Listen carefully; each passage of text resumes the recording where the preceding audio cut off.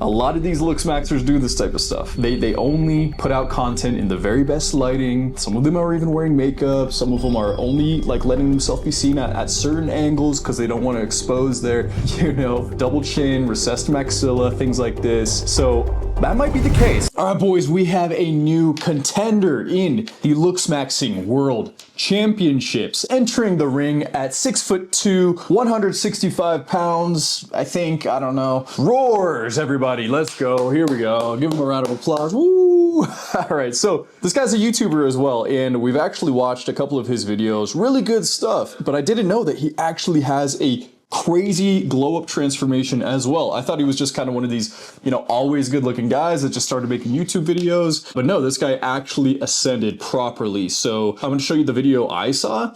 And then luckily for us, this guy made a whole video break. All right, spoiler alert. He's a stud now, but he made a whole video, detailing how he actually did his transformation. And so we're going to watch that through, give some commentary. And if there's anything I would do differently, I'll tell you, how it is. So let's watch the first video. So nothing remarkable. Riddled with acne, bad facial hair, bad haircut, upturned nose a little bit. Not a super masculine look, I will say, no offense. But let's keep it going. You want to, let me be the one to hold your hand forever. We be good together. I'll make you feel special. Help you feel less stressful. Fix the holes in your heart is what I want. Needs muscles, baby. Yeah, he does. I'd say so. Got them. Sorta. Doing great. I hope there's more to this. I hope this isn't the full ascension. Muscles wise, well, actually it kind of does change your whole life. I'm not gonna lie. Like, getting muscles does have a compounding effect on the rest of your life. Like your confidence, your face, your body fat, how clothes look on you. Yeah, I'm not gonna lie. Yeah, it does change a lot. By the way, if you guys are ready for your own fitness transformation, that is what I specialize in. So you can actually apply for my one-on-one coaching. I am actually taking on 5 new clients this month. This is what I've done for people, so I could do that for you too. If you're interested, you can apply in the link in the description down below. Let's get to work, baby.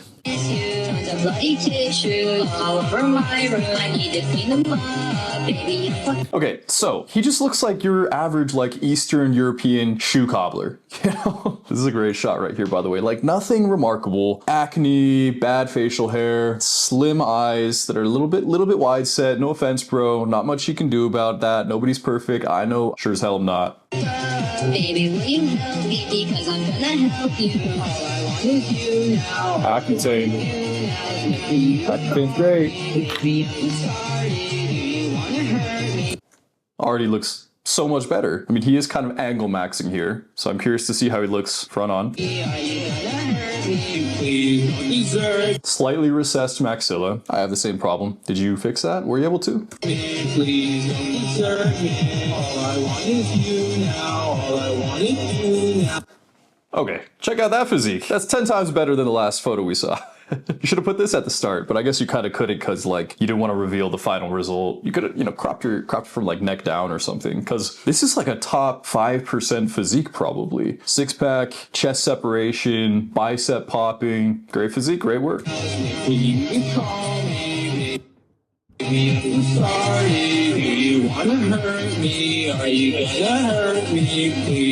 Yeah, veins ripping out of his bicep. There's veins branching off of your veins. That's when you know that you're fit. Like, anybody can get a vein popping. Every guy deserves to see the vein in their bicep at least once in their life. But once your veins have veins, that's the best feeling in the world. Okay, so that's it. Good looking guy. How in the hell did he do it? Look at him.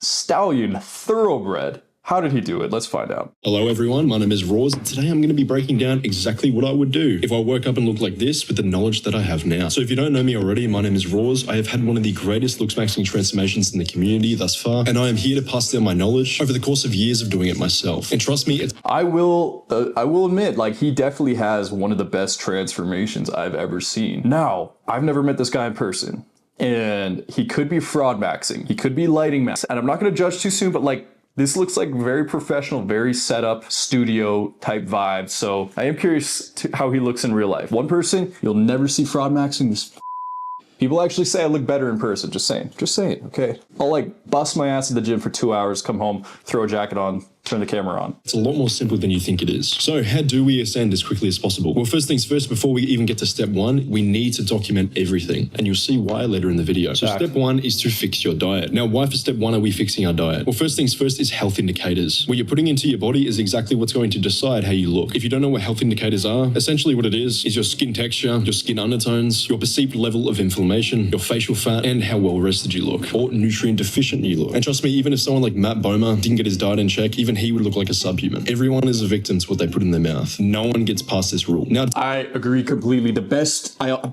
say this all the time and I'm going to keep fucking saying it. The best thing you can do for your face is what you do for your body. And that is fitness and nutrition. Like if you get lean, your face is going to be more angular. All of your features are going to be more prominent. They're going to pop a little bit. Your eyes and your eye structure, your cheekbones, your lips, your nose, everything is just going to look sharper and more model-esque. So you simply need to get under 15% body fat. Like that's just like, there's no way around it. Deep bloating and inflammation. I mean, you just have to take one look at this photo here and you see what I mean. In this photo here, I was kind of on a seafood diet where I would essentially just eat whatever the fuck I wanted. That included processed foods, unprocessed foods, protein bars, whey protein. I was essentially in a bulking phase here. Dude, this transformation is crazy. Like, look at him here and look at him here. Like how his eyes look closer together, do they not? How did he do that? I didn't think that was possible. Which isn't entirely bad. But usually what happens when you get into a bulking phase is you switch into this mindset of, oh, I just need to get my calories in, which is exactly what I did at the cost of my face. Then you go to this photo here and you can see straight away the biggest difference is within the cheeks. The inflammation and the bloating is just gone completely. The nose actually looks smaller as well. The hair texture looks better. The skin looks clearer. A lot less signs of looking tired, and an absolutely night and day difference. In the right photo, I was on a ketogenic diet. I'm not currently on the ketogenic diet, although it is phenomenal in cutting phases for improving fat mobilization, cutting out water retention, decreasing visceral fat production and storages even around the waistline, creating a larger V-taper as well. Although the biggest caveat is that it's extremely hard to produce muscle when you're on the ketogenic diet. So guys, the ketogenic diet is basically only eating proteins and fats. So heavy meat and cheese diet, no carbohydrates whatsoever. That's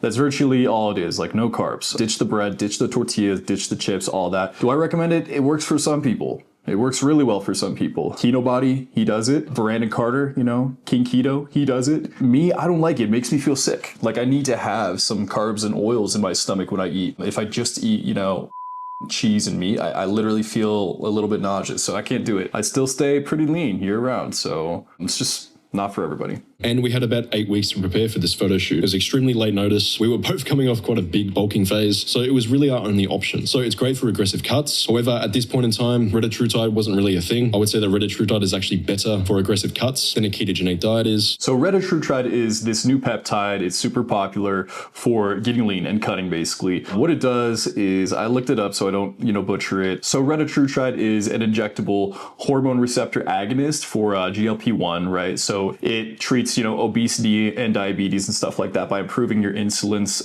sensitivity and boosting your metabolism, and basically just makes you less hungry throughout the day. So, you know, people like Clavicular are on it. My buddy Connor Murphy, he's on it as well. And I've talked to both of them about it. They say it really works, but it's so new. I'm a little bit nervous about the potential side effects long-term, but so far it's looking really, really good. You can just see on TikTok, all these people having these crazy transformations and not like feeling like from dieting and stuff and doing cardio all day. So obviously we want to remove all processed foods. This is a no-brainer. We want to replace it with all whole foods. We want to be drinking a minimum of 5 liters of water per day. Yeah, all this is great, especially the drinking water, because the more water you drink, your body flushes it out quicker, so you're not retaining as much. So you're not going to look as swollen and bloated. It's when you don't drink much, it's your body's like, I don't know when I'm going to get water again, so it retains it and you get smooth and blubbery. Most people are above 12% body fat. You should be at a minimum of 12% body fat if you're prioritizing facial aesthetics. And if I agree completely. Yeah. What did I say earlier? 15%? Yeah. 12% is even better than 15. Am I right? Step 2, building an aesthetic physique. Now, I know this is a Looksmaxing channel, and a lot of people in the Looksmaxing sphere tend to neglect this completely, but honestly, a lot of these guys do need a massive wake-up call. You can have a pretty face online as much as you want, but if you don't have any sort of mass to your frame and you're not lean, you're going to lack presence completely in real life. If you put an average height, skinny fat Looksmaxer next to a guy who makes fitness content in real life, the guy who makes fitness content is likely going to mock him, at least perceivably so in the eyes of a female, even if the facial aesthetics are better than the fitness guy. Yeah, I mean, that's fairly true. Although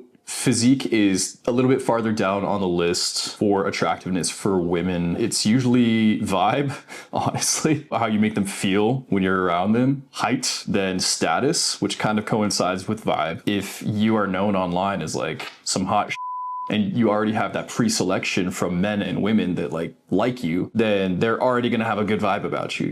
They're going to assume the best about you and want to be around you and whatnot. So vibe, height, status, then probably like facial aesthetics, and then probably physique, right? So if they see your face, they're not going to be like, oh wait, I can't judge till I see their body. It could go the other way around for sure. Like if they see your body without seeing your face, they're going to want to take the bag off and see what's under there, you know? Look at the first photo here. This is my physique starting out. This is around probably about 7 months of dirty bulking on the seafood diet, because I've always been skinny. So at this stage of my life when I was a teenager, my only and number one priority was putting weight in the scale and adding mass. And you can see the effects that it had. You just look at the hips and waist region. I've almost turned into an X frame. The ab definition is barely there. You can see the shoulders are coming out, which is great. Face still looks relatively lean. However, this is largely due to genetics. And you look at the second image of me now. Damn! What a physique! Crazy. He's got that V taper, tight little waist, that 2-to-1 shoulder to waist ratio. You see the capped deltoids, the obvious 4 or 5 pack. He doesn't have the most perfectly symmetrical 6 pack, but I can count 5 and maybe 6. The V lines going down, pointing towards his junk, built pectorals. You can see his serratus right here, connecting his lats to his abdominals. Great physique. Very, very great physique. This is like definitely a top 5% physique. Even in the fitness world, this is a top 20. And in the left image, I was sitting somewhere around 78 to 80 kilos at 6'2". And in the right image, I was sitting at around 82 kilos. So this is why you should neglect weight completely, as it does not tell you the full story. A good indicator of where you're at physically is the FFMI, or fat-free mass index. And I'll put up on screen right now the likely FFMI scores from before and after. Now, if you're not convinced already, why do we want to build an aesthetic physique? So it builds discipline for literally everything else. I cannot stress this enough. I would not be able to sit here and make YouTube videos. I would not be able to coach people for a living. I wouldn't be able to sit hours on the computer editing my videos, even when I didn't feel like it. The gym and building an aesthetic physique literally builds the foundation for your entire life. And this is why I'm so quick to judge people who aren't in shape, and why it's hard to respect people who are overweight, is because if they can't control what they put into their body, how are they supposed to control any factors outside of themselves? Next. That's some true right there. It's much deeper than just the surface level. Yeah, it's impressive to have a good physique, but what's more impressive is what it says about that individual. It says that they can stick with something, that they can show up even when it's difficult, that they can commit 100% and not quit when it gets hard, right? Fitness, getting a fit physique takes years usually. If you have A1 genetics, maybe it'll take months, maybe it'll take 6 months, but it's gonna suck. It's gonna really, really suck for at least a couple months. There's at least like 6 weeks where you're like, this really sucks. My body feels achy. I feel weak. I'm not feeling any pump or anything like that. This just completely is uncomfortable and making me tired and in pain. So like, why would you continue? But it's the people that could commit and follow through and see the end result and the delayed gratification and keep pushing. And people notice that when they see you and they see a fit physique, they're like, this guy did it. It's deeper than just what the eyes see. Next up is health indicators and testosterone increase. So once again, health indicators, your diet and your exercise routine is massively going to be dependent on that. It's going to vastly increase your testosterone production. So this leads to things like facial masculinization.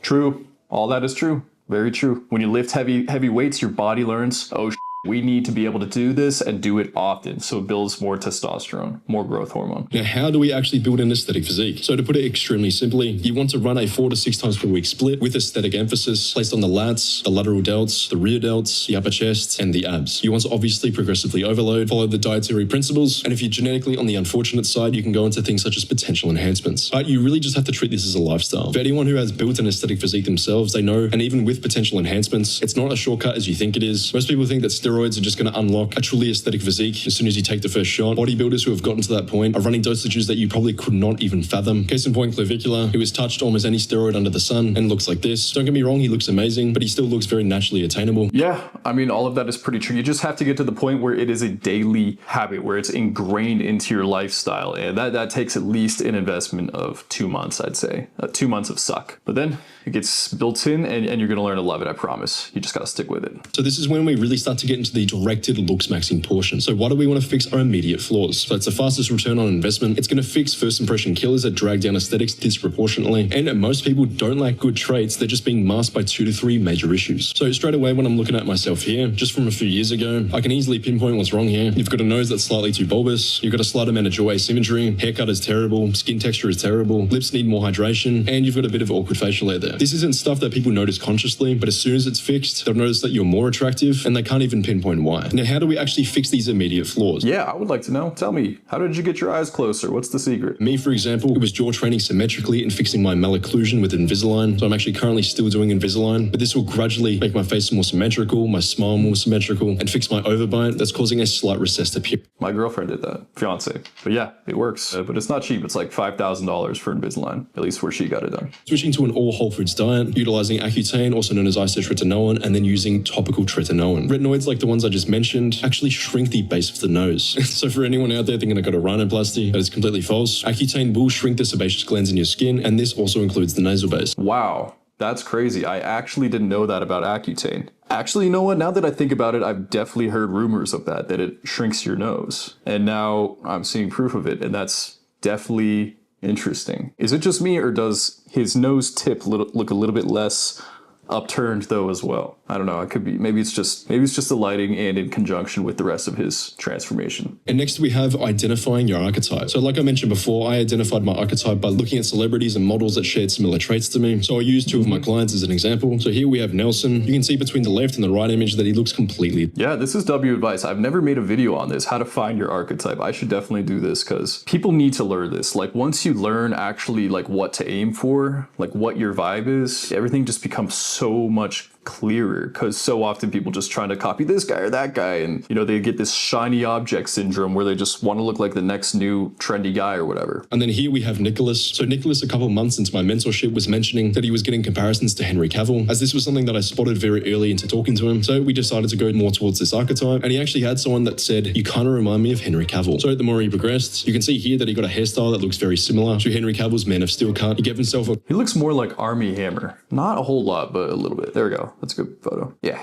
Maybe he should grow out his stubble a little bit. I guess he had it in the left photo and didn't like it. Whatever. The goal isn't to copy people, it's to mirror what your genetics are already showing through. Now, why else is it so important? Well, it's a pre-built blueprint for your aesthetics. As soon as I found out that I mirrored traits to Sean O'Brien and the Superman look, this is when I started to become noticeably more attractive, and people started comparing me to those same people. It also eliminates 99% of indecision mistakes. So for example, earlier into my Looksmaxing journey, I was under the impression that I wanted to look more like a pretty boy, similar to Chico Lachowski. So I started tanning, getting shorter haircuts, and mirroring his sort of fashion style. And because my genetic blueprint didn't swing towards that side of the spectrum, the results came out looking unideal. As soon as I started focusing on the traits that I already had and actually started listening to the comparisons I was getting in real life, which was actually Superman, I leaned more into that look, became more congruent, and that's how you fit seamlessly into a woman's ideal type. Because trust me, it's not just men who have celebrity crushes. That's true. For me, it was, man, I don't even want to get into it, but my person that I used to emulate a lot was Lucky Blue Smith, because we had similar complexions, I felt, blonde hair, blue eyes, so I would try to do a lot of similar styles and hairstyles that he did as well. So next is fixing niche flaws. So this is once you've already fixed the immediate flaws, the things that people consciously notice, at least on a small level, and you already look good to the majority of people, but aren't necessarily top tier yet. Now, why is fixing niche flaws so important? Well, like I said, getting small improvements separate high tier normies from chads. They also create unexplainable attractiveness gains. So what is an example of this? You may have a slightly receding chin that's holding back the rest of your facial structure. So say from the side you have a developed brow ridge, a developed maxilla, but the chin is slightly receding behind your lips. This can cause imbalance to your face, making your facial structure look weaker overall, even if it's just one weak point holding everything back. You know, you can do with that.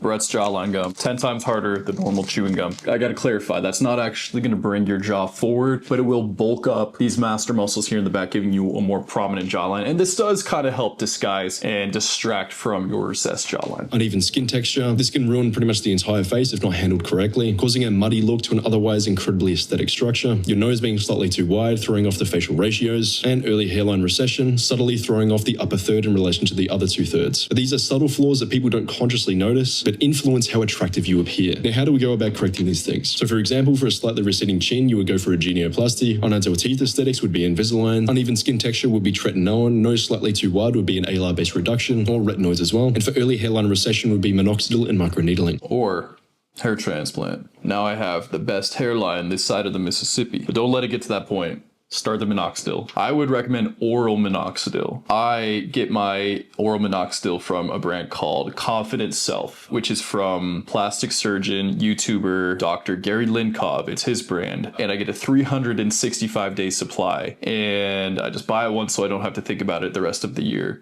But my personal pseudoscience is that you only have to take minoxidil once or twice a week. I don't think you'd have to take it every single night. I only take it once or twice a week, and I've maintained all of my hair gains. Now, step 6 is to leverage your looks. Now, why exactly do we want to do this? Well, this is where life gets incredibly easy. The halo effect is in full force. Better looks equals more social opportunities. You get attraction from women, respect from men, which means your confidence is going to skyrocket. And well, the whole point of Looksmaxing is using it as an advantage. Yeah, the halo effect is basically another word for attraction bias. It's when you see somebody that is attractive, you kind of like extrapolate that on them as a whole, and you assume better of them in different realms. Like if there's a really good looking person, you might think, oh, they're like a nice, genuine person as well. They're probably kind of smart too and have access to a big network and whatnot, right? Same with like somebody who's really good at a certain sport or something. You're going to assume so many good things about them. So that's the point of achieving the halo effect. Theoretically, it makes your entire life more abundant. This is what a lot of old heads don't understand, is that Looksmaxing is all about building leverage. It's about making your decisions in life actually matter, taking one step forward and getting rewarded for it twice the amount. That is the true philosophy of what we're doing here. Case in point, when I used to upload YouTube videos. So if I didn't Looksmax, to put it simply, you would not be seeing me on your screen right now. You can see here 3 years ago, I was looking incredibly chopped. Well, not exactly chopped, but incredibly average, scraping less than 3,000 views. Then we have a video from 1 year ago where I easily pulled in over 400,000 views. I wonder why this is. Now, of course, the niche, my on-camera presence, and my editing all got better as well, but do not underestimate the power of looks when you're speaking to a camera. That's totally true. Leveraging your advantages. That's what worked for me as well. When I first started YouTube, I was getting no success, getting like, 1,000 views here, 1,000 views there. But then I was a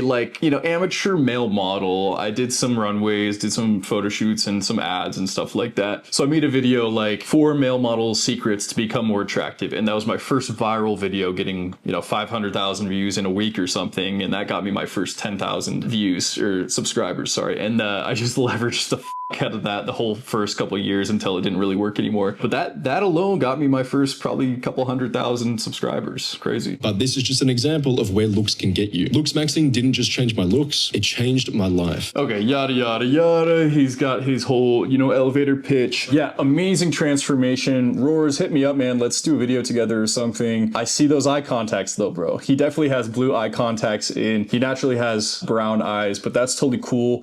Fraud maxing, it's a thing of the future. I mean, girls have push-up bras and nobody says anything about that. Why can't we have our things too, I'm very impressed. Go give this guy a follow. I'll put the link to this video down below. Go check him out. Cool dude. All of the previous Looksmax experts have some competition now. Yeah, I'll see you in the next video.